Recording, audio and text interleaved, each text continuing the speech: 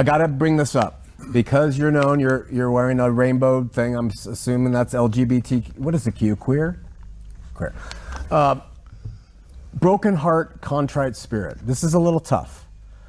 No problem. Someone wants to be LGBTQT. Welcome here. Whatever. No problem. That's your life. Do it.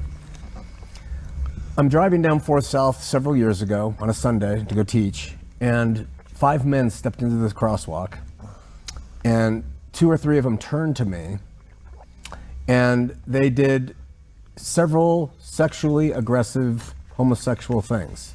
It was the Pride Parade.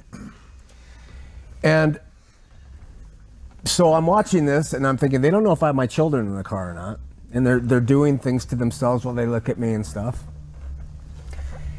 I see a huge difference between being gay, being lesbian, being transgender, being queer, and losing the broken heart and contrite spirit. I see that if we were in Vegas, if you were driving through Vegas and a female prostitute entered the crosswalk and started doing things in front of you with your kids seeing, that is taking her own thing between her and God, and she's promoting it publicly in a way that throws away contrite spirit and broken heart. It says, I'm proud. The reason those men were there was because it was the Pride Parade. I didn't know it. I'm not making this up.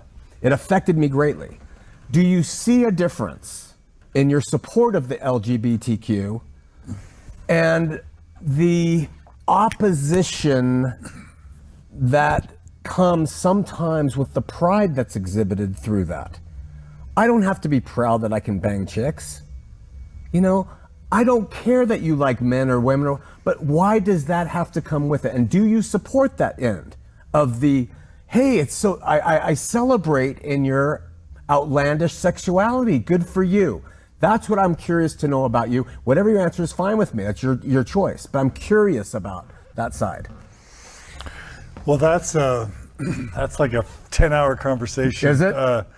Yeah, there's so much there. Like, okay, there's just a very basic level where there are people in the world that aren't respectful or that aren't whole or that aren't, in a good place, yeah, or that are ill-mannered. Okay. That's just the human experience. Okay. So just like I wouldn't say all heterosexuals are like, a prostitute that is acting in a vulgar, inappropriate way, I wouldn't say that all LGBT people are like those dudes at the crosswalk. So that's kind of the first pass over that problem is the second pass over that problem is, for me, when let's talk about the gay pride parades for a second. When you've been a marginalized, group that's been punished and stigmatized for so long, Carolyn Pearson, I grew up in the AIDS crisis, right? Magic Johnson was one of my heroes along with Larry Bird, and then he gets AIDS and you learned about, and you see all these people, LGBT people dying of AIDS. Obviously in growing up Mormon, it's like, oh, well, that's sin and blah, blah, blah. But, I once interviewed Carolyn Pearson for Mormon Stories, and she gave me this wonderful quote. We throw them in the gutter and then we expect them not to get dirty. If you read this really important research called the Family Acceptance Project, what you find out is that LGBTQ youth who are highly rejected by their family of origin are 3 times more likely to engage in risky sexual behavior. They're 3 times more likely to engage in risky drug use, and they're 8 times more likely to attempt suicide. And you realize that there's dysfunction everywhere, and some of the dysfunction in the LGBT community, if there's dysfunction, comes from these people who are literally thrown in the gutter by their own mother and father, by their own religious faith community, which didn't say, come here, we love you, we accept you. They said, you're dirty, you're broken, you're gross and vile, and you're one of the signs of evil in the existence. And when you're rejected by your family, by your friends, by your faith community, that's gonna cause you to to act in ways that aren't healthy. I understand that. So that's another level. Okay. There's another level, just a pride parade. Some of that isn't so much like I can bang dudes. Yeah. Some of that is just like we're sick of being viewed as dirty and secret and as bad. So we are, and even the term queer used to be a slur. And they said, we're sick of people slurring us. We're going to take that term back and use it in pride. So even the term queer, when someone identifies as queer, they're basically saying, you can call me dirty and bad, but I'm going to own my awesomeness. And so I'm not going to say that I love it when anybody in public is acting in a distasteful way. And that can be heterosexuals or straight people. Right. But I get some of that pride is just, and I've marched in the Pride Parade 4 or 5 years in a row. I have members of my family who are in the LGBT community. And a lot of that is just saying we're not going to be beat down and marginalized and denigrated anymore. We're going to be proud for who we are. Now, if I go to a whole nother level, I got my PhD in, my dissertation was on the LGBT Mormon experience. What I know with very high levels of certainty is that and you may not agree with this, and this is totally fine. This is just my reading of the data. Most people don't choose to be LGBT. No problem. Science has pretty much demonstrated that it's heavily influenced by the gestational period in the womb and the hormones and the chemicals that influence your brain. It's a biological phenomenon where, let's just say 80 to 90% of those who end up identifying as LGBT, that was determined from before they came out. Yeah, no problem with that. Yeah. And so if it's not a choice, and if that's how they're wired, you could even argue that's how God makes them. Sure. Then the question is, do they deserve love? Do they deserve intimacy? Do they deserve companionship? I know I don't want to be without intimacy. They do. Or They companionship. Do deserve love. They do deserve intimacy. No problem. And so I want them to have that. Right. And so I don't want to impose my religious views or secular views and limit whatever love and joy and peace they could have. I only brought that situation up with that story to show our audience and those who are critical to say, just to draw the line that you understand why there might be acting out. You understand why the parade, because they've been thrown in the gutter and all those things.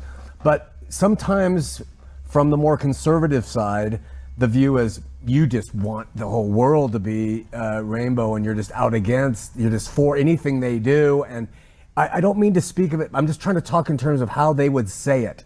And I don't think that's your objective. I think your objective is equality, fairness, love, acceptance, healing for everybody, hetero, homo, whatever. Yeah. And I don't think you can make someone gay just like you can't make someone heterosexual. Yeah.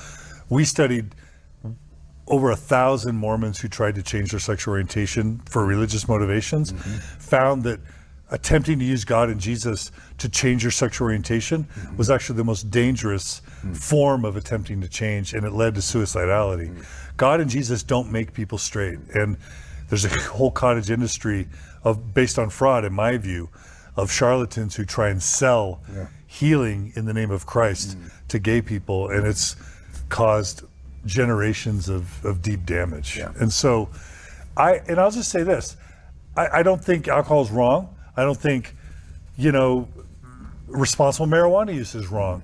I'm not even like going to categorically say that like open marriages or, responsible sexuality in a non-monogamous state. I'm not even going to go far as to say that's wrong, but I will say that I haven't tried beer. I've tried to be sexually responsible, and I tend to think monogamy is kind of, I don't want to say it's the best, but like I'm still a big fan of monogamy. And I'm also like not judgy of those who aren't. Right. But what I want for a gay couple personally is just a committed, loving, monogamous, maybe they don't want that for themselves or straight people, whatever. Again, I want to leave room for people that aren't monogamous and not judge them and say it's bad. I don't think it's bad. But for me, I'm still very much a monogamy guy. Sure. I'm still very much a one spouse, one sexual partner. I mean, that's just what I think. Sure. That's just what I'm most comfortable with. Okay. So I'm very conservative in that way. Yeah. Right? Yeah. Knowing the Christian story that we believe Adam and Eve. And so you don't like the word sin, and I don't like it either. I've made mistakes with that word. But I do like the word lesser. And I don't mean lesser in terms of equality or human value. I mean lesser in terms of the optimum. If Adam and Eve were the optimum for the human race, and without heterosexuality, we wouldn't have a human race, the way I see it. If we're going to go with the Christian story, and I'm talking from my perspective, then if someone operates outside of that, I realize they're operating outside of that in all probability because they came into the world that way.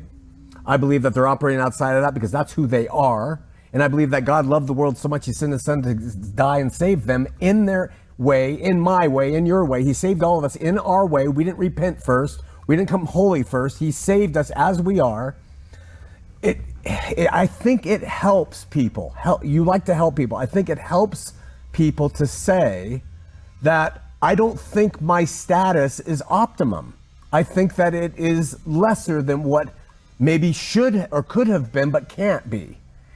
Because it keeps that humility and that broken heart and that contrite spirit within us.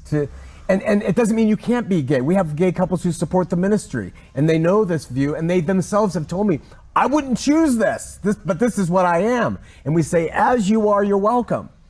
But if it becomes this is the way, it seems to me like there is more harm being done to their psyche than if they could see it in what I just described. What do you think on that? What I hear you saying is that we all need to be humble. Yes. And we never arrive. We never, in this life, we never arrive. We never reach that point.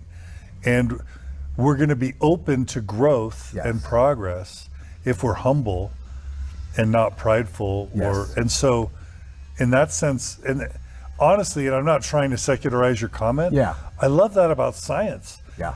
The scientific method would say you never arrive. Yeah.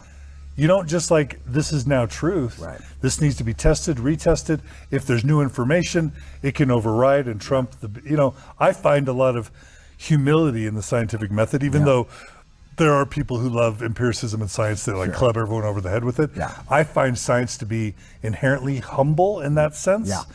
And I guess I love that about what I'm hearing you put down, which is let's none of us think that we're perfect or arrived, because then we won't learn and we won't grow. Right. Why learn and grow if you're already there? That was the problem with Mormonism. We knew it. I hated that. I hated that. Yeah. Yeah. That's awesome. So, I don't like to frame it in terms of fallenness or inferiority, but I'm just let's keep growing. Growth mindset. Growth mindset. Okay.